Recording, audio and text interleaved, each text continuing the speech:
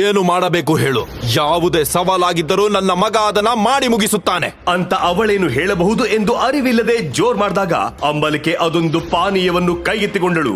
ಧ್ರುವಾಗೆ ಈ ಪಾನೀಯವನ್ನ ಈಗ್ಲೇ ಕುಡಿಯೋಕ್ ಹೇಳಿ, ನಂತರ ನಿಮ್ಮ ಮಾತನ್ನ ನಂಬ್ತೀನಿ ಅಂತ ಅವಳು ಸೀಸೆಯಲ್ಲಿದ್ದ ಕೆಂಪು ಬಣ್ಣದ ಪಾನೀಯವನ್ನು ಕೊಟ್ಟಾಗ ಅದನ್ನು ನೋಡಿದ ಅರುಣೇಂದ್ರರು ಮತ್ತು ಎಲ್ಲರೂ ಬೆಚ್ಚಿ ಬಿದ್ದರು.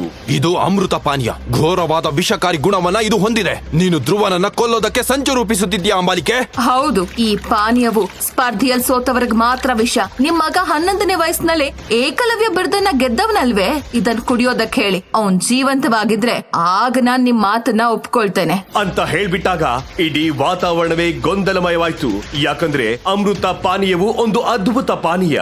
ಮಹಾಚಕ್ರ ಸ್ಪರ್ಧೆಯಲ್ಲಿ ಗೆದ್ದವರಿಗೆ ಅದು ಶಕ್ತಿ ಕೊಡುವ ಅಮೃತ. ಆದರೆ ಸೋತವರು ಕುಡಿದರೆ ಅದು ಅವನ ಪ್ರಾಣವನ್ನೇ ತೆಗೆಯುವ ವಿಷಯವಾಗಿ ಬದಲಾಗುತ್ತದೆ.